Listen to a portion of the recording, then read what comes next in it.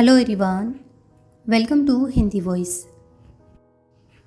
तीसरी बार भी जब अनीला ने फ़ोन न उठाया तो यूनुस ने झुंझलाकर मोबाइल मेज़ पर रख दिया और कुर्सी की पीठ से टेक लगा ली। दफ़तन उसे ममानी का ख्याल आया तो उसने उन्हें फ़ोन किया। 5वीं घंटी पर उन्होंने फ़ोन उठा लिया। अलग सलग के बाद उसने झिझकते हुए दरियाफ्त किया, ममानी, क्या अनीला आपके साथ है? नहीं बेटा, वो तो घर में है। मैं मुलाजमा के साथ मार्केट आई हुई हूँ, ममानी ने जवाब दिया। ओह अच्छा, यूनुस ने कहा। दरअसल मैं कब से उसे फ़ोन कर रहा हूँ लेकिन वो उठा नहीं रही। शायद किचन में होगी, कह रही थी सूप पीने को दिल कर रहा है। तुम जानते ही हो वो कितनी लापरवाह है, फ़ोन कहीं रख दिया होगा, ममानी ने तसल्ली दी। ठीक है ममानी, मैं उसे दोबारा फ़ोन करता हूँ, अल्लाह हाफिज़। यूनुस ने फ़ोन बंद किया और अनीला को दोबारा फ़ोन किया, मगर इस बार भी घंटी बजती रही और जवाब न मिला। उसने फ़ोन बंद किया और गहरी सोच में डूब गया। कुछ देर बाद वो कमरे से निकलकर तेज़ कदमों से चलता हुआ पार्किंग में आ गया। चंद लम्हों के बाद वह अपनी कार में सिद्दीकी हाउस की तरफ जा रहा था। रास्ते से उसने एक गुलदस्ता भी ले लिया क्योंकि अनीला को फूल बेहद पसंद थे और वह जब भी उससे मिलने जाता फूल ज़रूर लेकर जाता था। सिद्दीकी हाउस के गेट पर पहुंचकर उसने 2-3 बार हॉर्न दिया, मगर जब किसी ने गेट न खोला तो उसने फिर अनीला को फ़ोन किया। उसे यकीन था कि वह अब कॉल रिसीव कर लेगी, लेकिन बदनसीबी, इस बार भी फ़ोन नहीं उठाया गया। उसने मोबाइल कोट की जेब में रखा, कार से उतरा और डोर बेल बजा दी। घंटी की आवाज़ बाहर तक सुनाई दी, लेकिन कई सेकंड गुजरने के बावजूद जब गेट न खुला तो यूनुस को तशवीश ने आ घेरा। उसके दिल की धड़कन गैर मामूली तौर पर बढ़ गई। उसकी समझ में नहीं आ रहा था कि क्या करे। अगर अनीला घर में थी तो फ़ोन और घंटी का जवाब क्यों नहीं दे रही थी? उसने दीवार फाड़ने का फैसला किया, मगर इससे पहले कि वह अमल करता, ऐन उसी लम्हे एक कार वहाँ आकर रुकी। उसकी ममानी और मुलाजिमा आ गई थी। ममानी उसे देखकर हैरत से बोली, बेटा तुम यहाँ क्यों खड़े हो? क्या अनीला ने गेट नहीं खोला? मैंने बेल बजाई थी लेकिन अंदर से कोई जवाब नहीं आया, यूनुस ने जवाब दिया। अल्लाह खैर करे, ममानी परेशान हो गई। उनके पास छोटे दरवाजे की चाबी थी। उन्होंने पर्स से चाबी निकालकर ताला खोला और दोनों तेज़ कदमों से घर में दाखिल हुए। ममानी मुसलसल अनीला को आवाज़ें दे रही थी, मगर उनकी आवाज़ ईको बनकर गूंज रही थी। अनीला का कमरा ऊपर वाली मंजिल पर था। मैं देखता हूँ, यूनुस ने कहा और सीढ़ियाँ चढ़ता चला गया। कमरे के दरवाजे पर पहुंचकर उसने 2 बार दस्तक दी और उसे पुकारा, मगर अंदर खामोशी थी। जब उसने हैंडल घुमाया तो दरवाज़ा खुलता चला गया। अंदर दाखिल होते ही यूनुस ने जो मंजर देखा उसने उसे साकित कर दिया। अनीला की लाश पंखे से लटकी हुई थी। उसकी आंखें बंद थी और साफ दिखाई दे रहा था कि जिंदगी की कोई रमक बाकी नहीं। उसकी गर्दन में चादर का फंदा था और कालीन पर एक स्टूल औंधे मुंह पड़ा था। अनीला, यूनुस चीखता हुआ उसकी तरफ बढ़ा। उसकी चीख सुनकर मिसेस सिद्दीकी का दिल दहल गया। उन्होंने बेख्तियार सीने पर हाथ रखा और बुलंद आवाज में पूछा, क्या हुआ बेटा? ममानी, ममानी। इससे आगे यूनुस के हलक से आवाज़ न निकल सकी। मैं आ रही हूँ, वह हाँफती काँपती ऊपर पहुंची اور جب وہ دل خراش منظر دیکھا تو لڑکھڑا گئی۔ اگر وہ دیوار کا سہارا نہ لیتی تو فرش پر گر پڑتی۔ کچھ لمحے وہ پتھرائی ہوئی آنکھوں سے لاش کو دیکھتی رہی، پھر انیلا کہتی ہوئی آگے بڑھی اور والہانہ انداز میں اس کی لٹکتی ٹانگوں سے لپٹ گئی۔ یہ تم نے کیا کر دیا انیلا؟ وہ پھوٹ پھوٹ کر رو رہی تھی۔ ماحول میں سوگوار خاموشی تھی۔ اگلے ہی لمحے انہیں غش آ گیا اور وہ فرش پر گر پڑی۔ یونس انہیں سنبھالنے کے لیے آگے بڑھا۔ انیلا کی تدفین کو 4 دن گزر گئے تھے، لیکن مسز صدیقی کی حالت اب بھی خراب تھی۔ انیلا کی خودکشی نے انہیں توڑ کر رکھ دیا تھا اور وہ برسوں کی بیمار دکھائی دیتی تھی۔ ہر کوئی پریشان تھا کہ آخر انیلا نے یہ انتہائی قدم کیوں اٹھایا؟ ایسا کیا ہوا تھا کہ اس نے اپنی ماں یا یونس سے بات کرنے کی بجائے موت کو گلے لگانا بہتر سمجھا؟ حالانکہ وہ بظاہر خوش و خرم دکھائی دیتی تھی، یونس بھی شدید صدمے میں تھا۔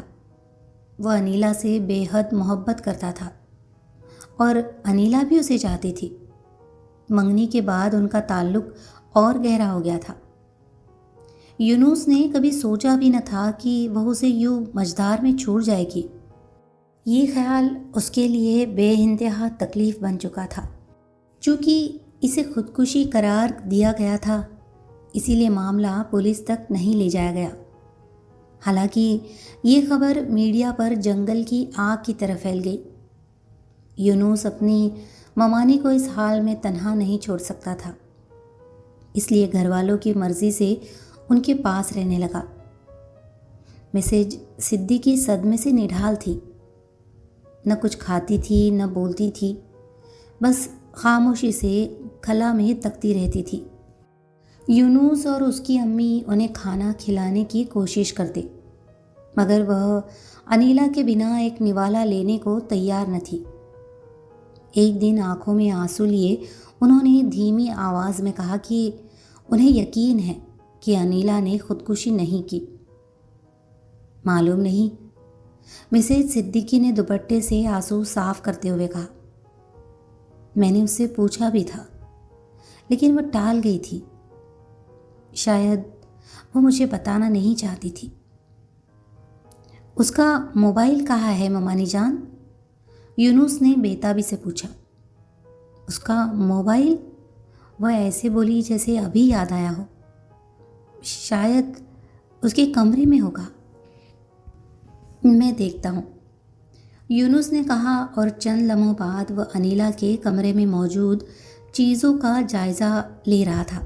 اس نے درازیں دیکھی، بیڈ کے نیچے جھانکا، لیکن موبائل کہیں نہ ملا۔ سائڈ ٹیبل پر انیلا اور ممانی کی فریم کی ہوئی تصویر پڑی تھی، جس میں انیلا مسکراتی ہوئی ماں کے گلے میں باہیں ڈالے کھڑی تھی۔ یہ تصویر یونس نے خود بنائی تھی اور سالگرہ پر تحفے میں دی تھی۔ تصویر دیکھ کر یونس کا دل بھر آیا اور اس کی آنکھیں نم ہو گئی۔ اس نے فریم واپس رکھا اور سوچنے لگا کہ آخر موبائل گیا کہاں۔ دفعتاً اسے ایک خیال آیا تو اس نے اپنے فون سے انیلا کے نمبر پر کال کی۔ چند لمحوں بعد کمرے میں مدھر گھنٹی بج اٹھی۔ اس نے چونک کر بک ریک کی طرف دیکھا، آواز وہی سے آ رہی تھی، اور آخر کار کتابوں کے بیچ چھپا ہوا موبائل مل گیا۔ یونس نے فون کا جائزہ لیا۔ بیٹری 20% تھی اور اسکرین پر اس کی بے شمار مسڈ کالز تھی۔ وہ فون کی ہسٹری کھنگالنے لگا۔ اسے اس نمبر کی تلاش تھی جس سے چند دن پہلے انیلا کو فون آیا تھا، اور بقول ممانی وہ غصے میں بات کر رہی تھی، مگر اسے ایسا کوئی مشکوک نمبر نہ ملا۔ یونس کی پیشانی پر سوچ کی لکیریں گہری ہو گئی۔ کیا انیلا نے خود نمبر ڈیلیٹ کیا تھا یا کسی اور نے؟ اسے کچھ سمجھ نہیں آ رہا تھا۔ اس نے فون جیب میں رکھا اور گہری سوچ میں ڈوبے ہوئے ترتیب سے رکھی کتابوں کو دیکھنے لگا۔ یونس 1 ہفتے بعد اپنے آفس آیا تو اس کا دوست عرفان اس سے ملنے پہنچ گیا۔ جس دن انیلا نے خودکشی کی تھی عرفان اپنے گاؤں گیا ہوا تھا، اس لیے وہ جنازے میں بھی شامل نہ ہو سکا تھا۔ واپس آتے ہی وہ یونس سے تعزیت کے لیے اس کے دفتر چلا آیا۔ مجھے انیلا کے اس انتہائی قدم پر بے حد افسوس ہے، وہ میری بہت اچھی بہن تھی۔ عرفان نے یونس سے گلے ملتے ہوئے کہا، اللہ تم سب کو صبر جمیل عطا کرے۔ آمین، یونس نے دھیمے سے کہا، پھر اس سے الگ ہو کر بولا، بیٹھو میں تمہارے لیے چائے منگواتا ہوں۔ عرفان کے بیٹھنے پر یونس نے انٹر کام پر چائے کا آرڈر دیا اور اس کی طرف متوجہ ہوا۔ تم کب واپس آئے؟ آج ہی آیا ہوں، عرفان نے جواب دیا۔ یہاں آ کر معلوم ہوا کہ انیلا نے خودکشی کر لی ہے۔ آخر معاملہ کیا تھا؟ میں خود نہیں جانتا، اور نہ ہی اس نے خودکشی سے پہلے کوئی تحریر چھوڑی تھی۔ البتہ، کہتے کہتے یونس خاموش ہو گیا۔ البتہ کیا؟ عرفان نے فوراً پوچھا۔ ممانی بتا رہی تھی کہ انہوں نے انیلا کو کسی سے غصے میں بات کرتے ہوئے دیکھا تھا۔ انہوں نے اس سے پوچھا بھی تھا، لیکن وہ ٹال گئی۔ میں نے انیلا کے فون کی ہسٹری بھی دیکھی تھی، لیکن وہ ڈیلیٹ کی جا چکی تھی۔ اس صورتحال سے تو میں یہی سمجھتا ہوں کہ انیلا نے خودکشی نہیں کی، بلکہ اسے قتل کیا گیا ہے۔ یونس نے شک کا اظہار کیا۔ اوہ، عرفان ٹھٹک کر رہ گیا۔ پھر کیا تم نے پولیس سے رابطہ کیا؟ نہیں، یونس نے نفی میں سر ہلایا۔ فی الحال میرے پاس کوئی ٹھوس ثبوت نہیں ہے، البتہ میں سوچ رہا ہوں کہ اب پولیس سے رابطہ کر ہی لوں۔ وہ موبائل کمپنی سے انیلا کے نمبر کا ڈیٹا نکلوا لیں گے، یوں پتہ چل جائے گا کہ اسے کس کی کالز آ رہی تھی۔ ہاں، یہ بات درست ہے، عرفان نے اس کی تائید کی۔ اگر میری مدد کی ضرورت ہو تو میں حاضر ہوں۔ پولیس میں کئی افسران سے میرے اچھے تعلقات ہیں۔ تمہارا شکریہ، میں اس بارے میں ضرور بات کروں گا، یونس نے جواب دیا۔ اسی لمحے دروازے پر دستک ہوئی اور ایک ملازم چائے لے کر اندر داخل ہوا۔ اس نے دونوں کے سامنے کپ رکھے اور واپس چلا گیا۔ تم سناؤ، تمہاری والدہ کی طبیعت اب کیسی ہے؟ یونس نے کپ اٹھاتے ہوئے دریافت کیا۔ الحمدللہ، اب وہ ٹھیک ہے، اور تمہارا پوچھ رہی تھی، عرفان نے جواب دیا۔ ان دونوں کی دوستی کا آغاز ایک بینک سے ہوا تھا، جہاں عرفان بطور مینیجر تعینات تھا۔ یونس کسی کام کے سلسلے میں وہاں گیا تھا، جہاں باتوں باتوں میں ان کی دوستی ہو گئی۔ یہ تعلق وقت کے ساتھ اتنا گہرا ہوا کہ عرفان کا یونس کے گھر آنا جانا شروع ہو گیا، یہاں تک کہ اس کی انیلا سے بھی بات چیت ہونے لگی۔ انیلا کا اپنا کوئی سگا بھائی نہیں تھا، اس لیے وہ عرفان کو بھائی کہتی تھی، اور ان کے درمیان کافی بے تکلفی تھی۔ عرفان اکثر مذاق میں یونس سے کہتا تھا، اگر تم نے شادی کے بعد انیلا کو ذرا بھی تکلیف دی تو میں تمہیں زندہ نہیں چھوڑوں گا۔ یار، تم بے فکر رہو، میں تمہاری بہن کو پلکوں پر بٹھا کر رکھوں گا، یونس ہنس کر جواب دیتا۔ اسی طرح ان کے درمیان خوشگوار نوک جھوک چلتی رہتی تھی۔ دفتن یونس کے موبائل کی گھنٹی بجی۔ اسکرین پر ماما لکھا دیکھ کر اس نے کپ میز پر رکھا اور فون اٹھا لیا۔ جی امی جان، اس نے سلام کے بعد پوچھا۔ بیٹا جلدی گھر آ جاؤ، اس کی امی کی آواز میں گھبراہٹ تھی۔ تمہاری ممانی کی طبیعت اچانک بہت خراب ہو گئی ہے۔ یہ سنتے ہی یونس بے اختیار کرسی سے اٹھ کھڑا ہوا۔ عرفان نے اسے تشویش سے دیکھا۔ اوہ، کیا ہوا انہیں؟ یونس نے پوچھا۔ میں کچن میں ان کے لیے سوپ بنا رہی تھی کہ مجھے کمرے سے کچھ گرنے کی آواز آئی۔ میں وہاں پہنچی تو وہ فرش پر بے ہوش پڑی تھی، اور ان کے ہاتھ میں انیلا کی تصویر تھی۔ شاید وہ تصویر سے باتیں کرتے کرتے نڈھال ہو گئی۔ میں نے ڈاکٹر سعید کو بلا لیا ہے، وہ آتے ہی ہوگے۔ ٹھیک ہے، میں ابھی آ رہا ہوں، یونس نے جلدی سے کہا۔ اور فون جیب میں رکھ کر عرفان کی طرف مڑا۔ عرفان، مجھے فوراً نکلنا ہوگا، ممانی کی طبیعت بگڑ گئی ہے۔ چلو میں بھی تمہارے ساتھ چلتا ہوں، عرفان بولا۔ یونس نے ہاں میں سر ہلایا اور دونوں تیزی سے دفتر سے باہر نکل گئے۔ مسز صدیقی بیٹی کی موت کے صدمے کی تاب نہ لاتے ہوئے بے ہوش ہو گئی تھی۔ انہیں اس حال میں دیکھ کر نورین بیگم گھبرا گئی۔ انہوں نے ملازمہ کی مدد سے انہیں بمشکل اٹھا کر بستر پر لٹایا اور فوراً اپنے فیملی ڈاکٹر کو فون کیا۔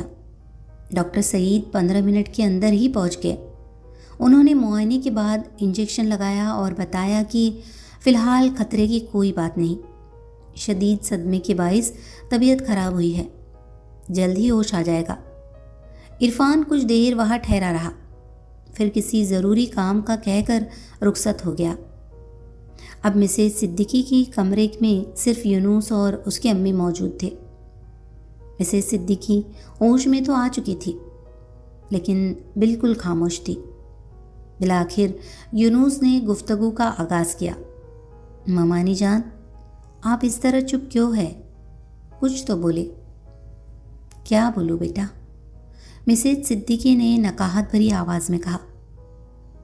کیا میرے بولنے سے انیلا واپس آ جائے گی؟ ممانی پلیز خود کو سنبھالے، ورنہ آپ کی طبیعت مزید بگڑ جائے گی، یونس نے انہیں سمجھایا۔ یونس، انیلا نے خودکشی نہیں کی، اسے کسی نے قتل کیا ہے، ممانی نے اپنی بات دہرائی۔ مجھے پورا یقین ہے کہ وہ کبھی ایسا قدم نہیں اٹھا سکتی تھی۔ یونس نے ایک گہرا سانس بھرا۔ اسے خود بھی یہی شک تھا، لیکن پاس کوئی ثبوت نہ تھا۔ اس نے تسلی دیتے ہوئے کہا، مجھے بھی یہی شبہ ہے، اس لیے میں نے اپنے ایک پولیس افسر دوست کو انیلا کے فون کا ڈیٹا نکلوانے کا کام سونپ دیا ہے۔ جیسے ہی کوئی پروگریس ہوئی میں اگلا قدم اٹھاؤں گا۔ پھر ان کا ہاتھ اپنے ہاتھوں میں لے کر پرعزم لہجے میں بولا، میں آپ سے وعدہ کرتا ہوں، جس نے بھی انیلا کو قتل کیا ہے یا جو بھی اس کی موت کا ذمہ دار ہے، میں اسے اس کے انجام تک پہنچا کر ہی دم لوں گا۔ یونس کے لہجے میں بلا کا کانفیڈنس تھا۔ اس نے تھوڑی دیر پہلے ہی اپنے دوست طیب کو فون کر کے انیلا کے نمبر کا ریکارڈ نکالنے کو کہہ دیا تھا، جس نے یقین دہانی کرائی تھی کہ وہ جلد ڈیٹا فراہم کر دے گا۔ یونس کچھ دیر وہی بیٹھا رہا، پھر اپنے کمرے میں چلا گیا۔ اس کے چہرے پر سنجیدگی کے گہرے سائے تھے۔ بستر پر لیٹتے ہی وہ دوبارہ انیلا کی یادوں میں کھو گیا۔ اچانک وہ خیالات کے حصار سے باہر نکلا، ایک لمبی آہ بھری اور بڑبڑایا، انیلا، اگر تمہیں کوئی پریشانی یا کوئی مسئلہ تھا تو مجھ سے ذکر تو کیا ہوتا، مجھے یوں تنہا چھوڑ کر جانے کی کیا ضرورت تھی؟ کاش تم مجھے بتا دیتی، شاید میں کوئی حل نکال لیتا۔ اسی لمحے دروازے پر دستک ہوئی۔ یونس نے مڑ کر دیکھا تو اس کی امی چائے لے کر اندر داخل ہو رہی تھی۔ اب ممانی کیسی ہے امی؟ اس نے کپ تھامتے ہوئے پوچھا۔ بہتر ہے، اب سو رہی ہے، انہوں نے جواب دیا۔ بیٹی کی جدائی کا زخم بہت گہرا ہے، اسے بھرتے بھرتے وقت لگے گا۔ آپ ٹھیک کہہ رہی ہے، یونس نے چائے کی چسکی لیتے ہوئے کہا۔ کیا نیدا یونیورسٹی سے آ گئی؟ ہاں ابھی آئی ہے، ان کے بتانے پر یونس نے خاموشی سے سر ہلا دیا۔ اگلے دن یونس آفس میں موجود تھا کہ طیب کا فون آ گیا۔ ہاں طیب، کیا بنا؟ فون اٹھاتے ہی اس نے بےتابی سے دریافت کیا۔ انیلا کے فون کی ہسٹری مل گئی ہے، طیب نے جواب دیا۔ آخری فون جس نمبر سے کیا گیا تھا وہ ایک پبلک فون بوتھ کا ہے۔ یہ سن کر یونس نے ہونٹ بھینچ لیے، پھر لمحاتی توقف کے بعد کہا، پھر اب یہ کیسے پتہ چلے گا کہ اس بوتھ سے انیلا کو کس نے فون کیا تھا؟ یہ تو بہت مشکل کام ہے۔ کیا تم نے CCTV فوٹیج چیک کی؟ ہاں وہ بھی دیکھی ہے۔ جس وقت انیلا کو فون کیا گیا تھا ایک آدمی کو بوتھ میں داخل ہوتے دیکھا گیا ہے۔ لیکن اس کا چہرہ واضح نہیں کیونکہ کیمرہ قدرے فاصلے پر لگا ہوا ہے۔ طیب نے تفصیل بتائی۔ اس کا مطلب ہے کہ انیلا نے خودکشی نہیں کی؟ یونس کچھ سوچتے ہوئے بولا۔ اس بارے میں ابھی کچھ کہنا جلد بازی ہے، طیب نے جواب دیا۔ اگر انیلا کا پوسٹ مارٹم کیا جائے تو حتمی طور پر معلوم ہو سکے گا کہ یہ خودکشی ہے یا قتل۔ کیا اس سے قاتل کا پتہ چل جائے گا؟ یونس نے چونک کر پوچھا۔ اگر قاتل نے دستانے پہنے ہوں گے تو مشکل ہے، اور مجھے یقین ہے کہ قاتل شاطر تھا، اس نے کوئی نشان نہیں چھوڑا ہوگا۔ کیا تم نے انیلا کے گھر کے آس پاس کے کیمرے چیک کیے؟ طیب نے سوال کیا۔ اوہ، اس کا تو مجھے خیال ہی نہیں رہا، یونس نے کہا۔ میں آج ہی یہ کام کرتا ہوں۔ یونس دفتر سے جلد نکل گیا اور انیلا کی کوٹھی کے پڑوسیوں سے ریکارڈنگ چیک کرنے کی درخواست کی۔ آس پاس کے 2 گھروں میں کیمرے نصب تھے، مگر قسمت نے ساتھ نہ دیا۔ ایک گھر کے مالک نے بتایا کہ ان کا کیمرہ عرصہ دراز سے خراب ہے، جبکہ دوسرے نے بتایا کہ وہ ہر 3 دن بعد پرانی ریکارڈنگ ڈیلیٹ کر دیتے ہیں۔ اگلے دن عرفان دوبارہ یونس سے ملنے آفس آیا اور الیک سلیک کے بعد دریافت کیا۔ سناؤ، فون کرنے والے کا کچھ پتہ چلا؟ نہیں، اس نے کسی پبلک بوتھ سے فون کیا تھا، یونس نے نفی میں سر ہلا کر جواب دیا۔ ریکارڈنگ میں ایک شخص نظر تو آ رہا ہے، مگر فاصلہ زیادہ ہونے کی وجہ سے پہچانا نہیں جا رہا۔ طیب کا کہنا ہے کہ پوسٹ مارٹم سے ہی حقیقت سامنے آ سکتی ہے۔ تو کیا تم پوسٹ مارٹم کرواؤ گے؟ عرفان نے پوچھا۔ مامانی سے مشورہ کر کے ہی فیصلہ کروں گا۔ ویسے تمہارا کیا خیال ہے؟ یونس نے مشورہ چاہا۔ بالکل کرواؤ، عرفان نے تائید کی۔ موت کی اصل وجہ معلوم ہونا ضروری ہے تاکہ یہ شک دور ہو سکے کہ یہ خودکشی تھی یا قتل۔ یونس نے سر ہلا دیا۔ شام کو اس نے مامانی سے بات کی تو وہ سوچ میں پڑ گئی۔ بیٹا، اگر اس سے انیلا کا قاتل پکڑا جا سکتا ہے تو ٹھیک ہے، تم پوسٹ مارٹم کرواؤ۔ انہوں نے اجازت دے دی۔ یونس نے فوراً طیب سے رابطہ کیا اور ضروری کارروائی کا کہا۔ 2 دن بعد انیلا کی قبر کشائی اور پوسٹ مارٹم ہوا۔ رپورٹ نے سب کے ہوش اڑا دیے۔ انیلا کی موت فندے سے لٹکنے سے نہیں ہوئی تھی، بلکہ اسے پہلے گلا دبا کر قتل کیا گیا اور پھر پنکھے سے لٹکا کر خودکشی کا رنگ دینے کی کوشش کی گئی۔ لیکن اس سے بھی زیادہ خوفناک انکشاف یہ تھا کہ قتل سے قبل اس کی بے حرمتی کی گئی تھی۔ رپورٹ پڑھ کر یونس کو شدید جھٹکا لگا۔ اس کا شک تو یقین میں بدل گیا کہ ایک سوچی سمجھی سازش تھی، مگر اسے یہ توقع ہرگز نہ تھی کہ اس کے ساتھ اتنی بڑی زیادتی ہوئی ہوگی۔ طیب رپورٹ لے کر اس کے سامنے بیٹھا تھا۔ یونس صدمے کے عالم میں اسے تک رہا تھا۔ اب قاتل کا پتہ کیسے چلے گا؟ اس نے بمشکل پوچھا۔ ہمیں انیلا کا کمرہ دوبارہ چیک کرنا ہوگا، طیب نے ٹھوڑی کھجاتے ہوئے کہا۔ مجھے یقین ہے قاتل سے کوئی نہ کوئی ایسی غلطی ضرور ہوئی ہوگی جو اسے پکڑوا دے۔ یونس کے چہرے پر امید کی کرن جگی۔ تو پھر ابھی چلو۔ طیب نے اپنی ٹیم کو صدیقی ہاؤس پہنچنے کی ہدایت دی اور خود یونس کے ساتھ روانہ ہو گیا۔ ٹیم نے کمرے کا چپا چپا چھان مارا، ایک ایک چیز کا معائنہ کیا، مگر قاتل اس قدر ہوشیار تھا کہ کسی چیز پر انگلیوں کے نشان تک موجود نہ تھے۔ طیب نے یونس کی ڈھارس بندھائی کہ وہ جلد اسے ڈھونڈ نکالیں گے۔ جب یونس مامانی کے کمرے میں پہنچا تو انہوں نے فوراً پوچھا، یونس بیٹا، کیا معلوم ہوا؟ میری بیٹی نے خودکشی نہیں کی تھی نا؟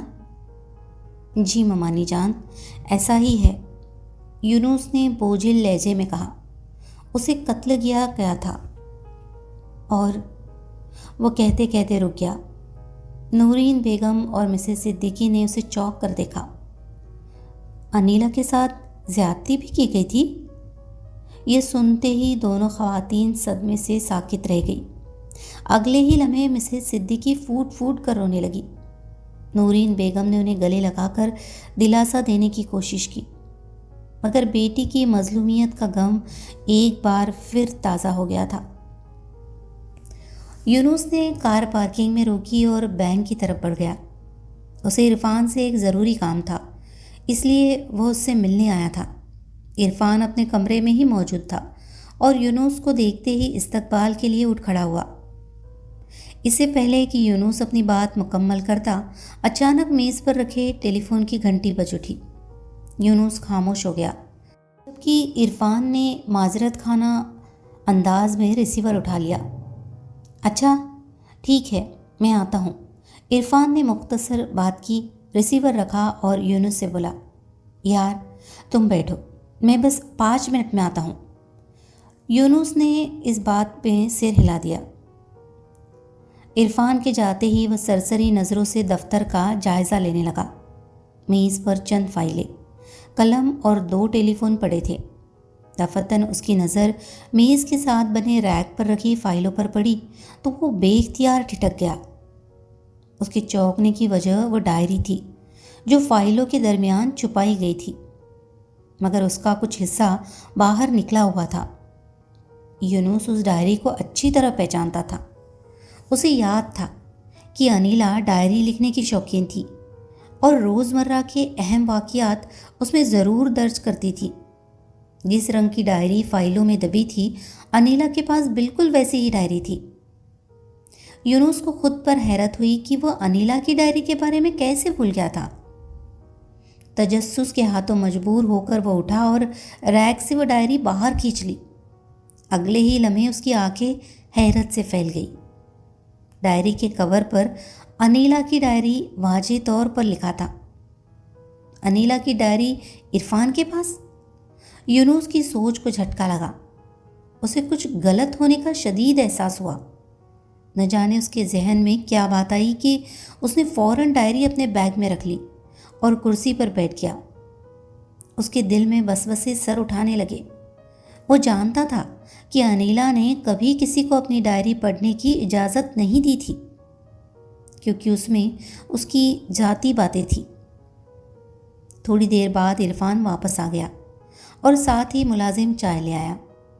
ہاں اب بتاؤ، تم ممانی کا اکاؤنٹ کھلوانے کی بات کر رہے تھے؟ عرفان نے چائے کا گھونٹ لیتے ہوئے پوچھا۔ ہاں وہ چلو میں اس حوالے سے پھر کبھی بات کروں گا، یونس نے بہانہ بنایا۔ ابھی امی کا فون آیا تھا، مجھے فوراً جانا ہوگا۔ یہ کہتے ہوئے اس نے کپ میز پر رکھ دیا۔ ارے کیا ہوا، خیریت تو ہے نا؟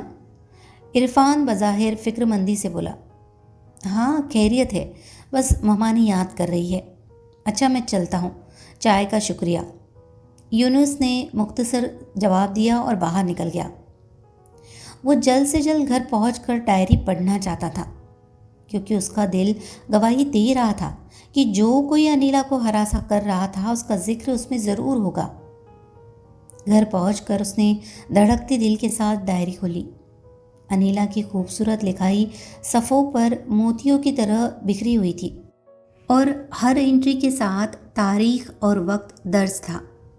جیسے ہی وہ آخری صفحے پر پہنچا، اس کی آنکھیں پھٹی کی پھٹی رہ گئی۔ اس کے چہرے کے تاثرات بدل گئے۔ حیرت کی جگہ شدید غصے اور غیظ و غضب نے لے لی۔ اس کی آنکھوں سے شعلے نکلنے لگے۔ انیلا نے سب لکھ دیا تھا کہ وہ کون ہے جو اسے نہ صرف ہراساں کر رہا تھا بلکہ قتل کی دھمکیاں بھی دے رہا تھا۔ یونس کے وجود میں غم و غصے کی لہر دوڑ گئی۔ اس نے طیب کو فون کیا اور انتہائی عجلت میں گاڑی ڈرائیو کرتا ہوا دوبارہ بینک کی طرف روانہ ہوا۔ اس کے دماغ میں آندھیاں چل رہی تھی۔ بینک کے دروازے پر گارڈ نے اسے روکنا چاہا، مگر یونس اسے دھکیلتا ہوا سیدھا مینیجر کے کمرے کی طرف بڑھا۔ عین اسی لمحے دروازہ کھلا اور عرفان ہاتھ میں بیگ لیے باہر نکلتا دکھائی دیا۔ وہ شاید فرار ہونے والا تھا۔ یونس کو دیکھتے ہی اس نے بھاگنے کی کوشش کی، مگر یونس نے اسے دبوچ لیا اور اس کے منہ پر ایک بھرپور گھوسا رسید کیا۔ عرفان کے منہ سے کراہ نکل گئی۔ بینک کا عملہ اور گراہک حیرت سے ان کی طرف متوجہ ہو گئے۔ یونس نے اسے فرش پر گرایا اور اس کے سینے پر سوار ہو کر مکوں کی بارش کر دی۔ گارڈز نے بڑی مشکل سے یونس کو عرفان کے اوپر سے ہٹایا۔ جلیل، کمینے، تو آستین کا سانپ نکلا۔ یونس گارڈز کی گرفت میں تڑپتے ہوئے پوری قوت سے چلایا، انیلا تجھے بھائی کہتے نہیں تھکتی تھی اور تو اس کی عزت کا لٹیرا نکلا۔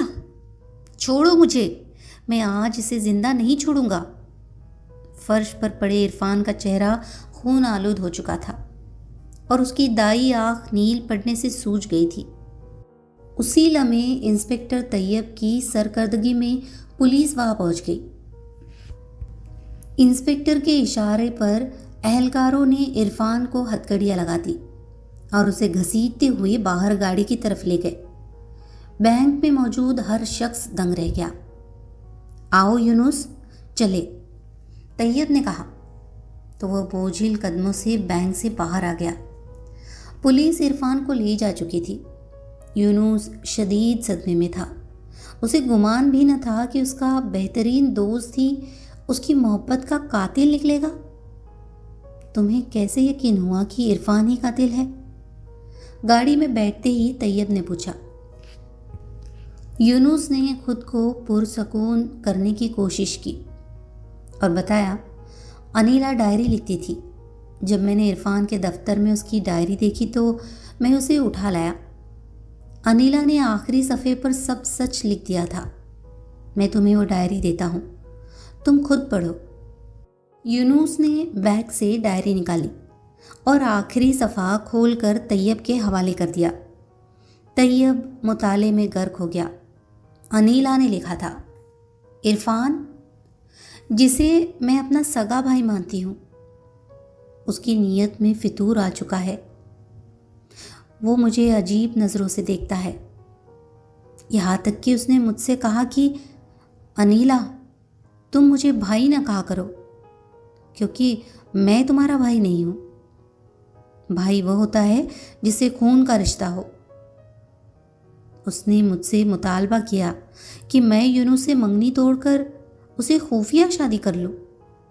وہ مجھے فون پر دھمکیاں دے رہا ہے کہ اگر میں نے بات نہ مانی تو وہ مجھے برباد کر دے گا۔ میں پریشان ہوں، اگر یونس کو بتاؤں گی تو وہ تیش میں آ کر عرفان کو مار دے گا، اور میں نہیں چاہتی کہ میرا یونس قاتل بنے، اس لیے خاموش ہوں۔ طیب نے ڈائری بند کی تو اس کی آنکھیں بھی نم تھیں۔ وہ ایک پولیس افسر تھا، لیکن ایک بہن کی بے بسی اور قربانی کی یہ داستان اس کے دل کو چیر گئی تھی۔ یونس، انیلا نے اپنی جان دے کر تمہیں قاتل بننے سے بچا لیا، لیکن اس درندے نے اس کی خاموشی کا فائدہ اٹھایا۔ عدالتی کارروائی شروع ہوئی تو انیلا کی ڈائری، پوسٹ مارٹم کی رپورٹ اور CCTV فوٹیج نے عرفان کے گرد گھیرا تنگ کر دیا۔ انیلا کے کمرے سے ملنے والے بالوں کے نمونے اور DNA ٹیسٹ نے رہی صحیح کسر بھی پوری کر دی۔ عرفان، جو خود کو بہت شاطر سمجھ رہا تھا، قانون کے آہنی شکنجے سے نہ بچ سکا۔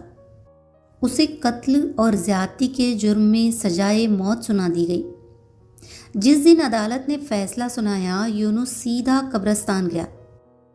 انیلا کی قبر پر پھول رکھتے ہوئے اس کے آنسو تھمنے کا نام نہیں لے رہے تھے۔ انیلا، تمہارا مجرم اپنے انجام کو پہنچ گیا، لیکن کاش تم نے مجھ پر بھروسہ کیا ہوتا۔ میں قاتل بننا پسند کرتا، لیکن تمہیں کھونا نہیں۔ اس کی آواز ہچکیوں میں دب گئی۔ گھر کی حالت اب بدل چکی تھی۔ مسز صدیقی نے خود کو اس حقیقت کے ساتھ سمجھا لیا تھا کہ ان کی بیٹی ایک مظلومہ تھی، گنہگار نہیں۔ یونس نے اپنا وعدہ نبھایا اور اپنی ممانی کو کبھی تنہا محسوس نہ ہونے دیا۔ وہ اب ان کے بیٹے کی طرح ان کا خیال رکھتا تھا، لیکن اس کی آنکھوں کی وہ چمک جو انیلا کے ساتھ وابستہ تھی، ہمیشہ کے لیے بجھ چکی تھی۔ انیلا کی وہ ڈائری آج بھی یونس کے پاس محفوظ تھی۔ اس کے آخری صفحوں پر انیلا کا خون نہیں، بلکہ اس کی پاکیزہ محبت اور یونس کو بچانے کی تڑپ لکھی تھی۔ یونس نے ڈائری بند کی اور کھڑکی سے باہر چاند کو دیکھتے ہوئے دھیمی آواز میں کہا، تم جیت گئی انیلا۔ میں قاتل نہیں بنا، لیکن میں زندہ بھی کہا رہا۔ فضا میں ایک عجیب سا سکون تھا، جیسے انیلا کی روح کو انصاف ملنے کے بعد اب اطمینان ہو گیا ہو۔